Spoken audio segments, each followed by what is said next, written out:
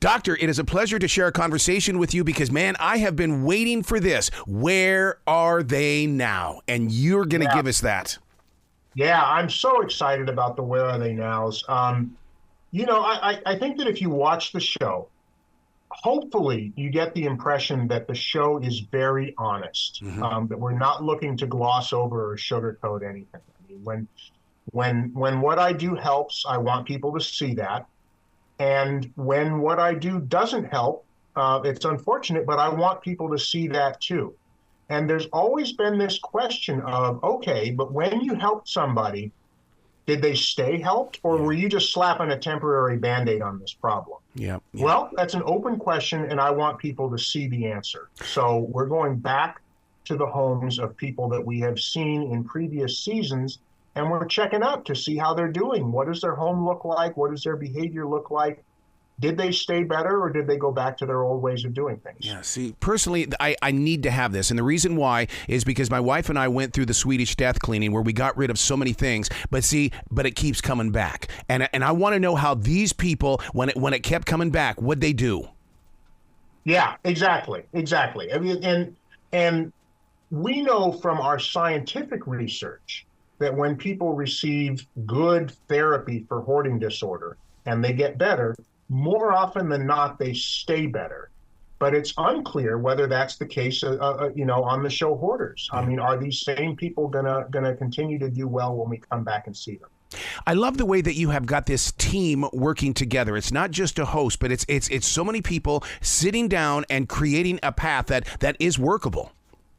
It's a really unique teamwork between the psychologist and the organizer. And you probably will get a sense if you watch the show regularly that the different psychologists and the different organizers have sort of different rhythms that they establish with each other, kind of passing things back and forth amongst each other.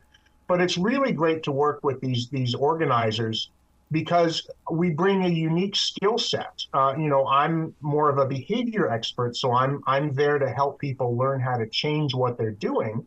And the organizers, whether you're talking about Dorothy or Corey or Brandon or any of these folks, they are experts in knowing how to organize stuff and where to put things and how to do big, large-scale cleanings. Yeah. So having those two people on your team is a real plus.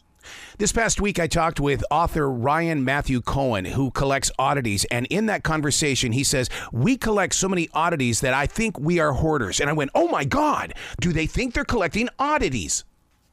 Mm-hmm. Some people think they're collecting, but when you really step back and look at it, you'll see it's apples and oranges. I mean, if you have a collection, and I don't, maybe you collect stamps or you collect vinyl records or you collect those little spoons or whatever it is that you're into, you tend to follow a pretty predictable pattern of behavior.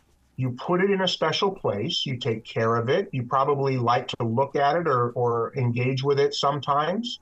When people come over to your house, you're usually happy to show it to them. You may even go online and read about the thing that you're enthusiastic about or trade messages with people who share that enthusiasm. And none of that describes hoarding. With hoarding, this stuff feels embarrassing. It feels shameful. It brings up a feeling of pain just to look at it. So I'm coping with that pain by just not paying attention to it. I'm going to pretend it's not there and just throw more stuff on top of the pile. Do you think one of the first signs of someone who is hoarding is they no longer invite you into their home? I think that's probably one of the later signs of hoarding. Really? Yeah, because that suggests that the person has woken up to the problem and it's gotten to the point where they're finding it embarrassing. The earlier signs of hoarding, and by the way, as far as we can tell, this tends to start young, like childhood, adolescence in there. The first sign really is a tendency to acquire a lot of stuff that you don't need and a tendency to hang on to things for no really good reason. Just this sense of attachment that you just can't let it go. Being a mobile entertainer, I've got several thousand CDs. Are you thinking that maybe I should get rid of these since CDs are no longer in? Well, the question they are no longer in, and I have a CD collection myself. And I guess my question to you, Arrow, would be: do you like them? Do they make you happy? No, the music does, but it's in this huge, gigantic covered case. I've not been in there for over 10 years. Yeah. I think if you're finding that it's not making you happy, and if you're finding that it's just taking up space that could be better used for something that would make you happy, then you might be better off letting it go. Yeah. Now, again, I don't want to press that, because if it's not causing a problem in your life, okay, no big deal. And, we really don't start getting concerned about it until your functioning starts to break down and you're really not able to live the way that you want to live in your own home. Yeah. See, I think I have the hoarding tendency in the way that, so this past week when we had the hurricane here in the South, my neighbor had an extra generator. What did I do? I bought it from him. Why did I need two of them? Because what happens if the next one doesn't work? And I just feel like is that the way people do it? It's like, I got to get it, because what happens if? And just to put you at ease, Errol, we're all like that a little bit. It's okay. But just imagine turning the volume on that way, way up. And if that became the dominant theme of your life, that's when you're at risk of developing hoarding disorder. Yeah. What I love about the show is that it feels like that for you, it's a first step of a brand new beginning on each episode. In other words, you go in nice and fresh and you go, here's the story, here's the layout. Let's all learn from this. Yeah. Yeah. I really enjoy, I think you can watch this show from a lot of different angles, and certainly people could watch it from an angle that isn't very helpful. But I think in the best of circumstances, people are looking at this educationally, and they are interested in learning about this very significant mental health problem. And I hope that we're able to help them with that. Well, with your episodes of Where Are They Now? I mean, I can't imagine what that's going to do to you mentally as well as spiritually, because when you step back into that world, and let's say their world has gone rewind. I mean, but it's like, God, I was there to teach them. Where was the breakdown? Mm-hmm. Yeah, that's not going to feel good. No. I definitely get that. Because I really, when I go into every shoot, and I am rooting for the person. I mean, I really want them to succeed. I want them to get their life together. I want them to start feeling better. And when they don't, that doesn't feel good to me. And I know it wouldn't feel good to find out that even though I thought I had done a really great job, in the long run, I hadn't really helped them very much. I mean, that's a bitter pill to swallow. But, I just think in the spirit of transparency, we've got to know. That's a big word, transparency, because we like to hide behind it, but yet at the same time, we don't live it.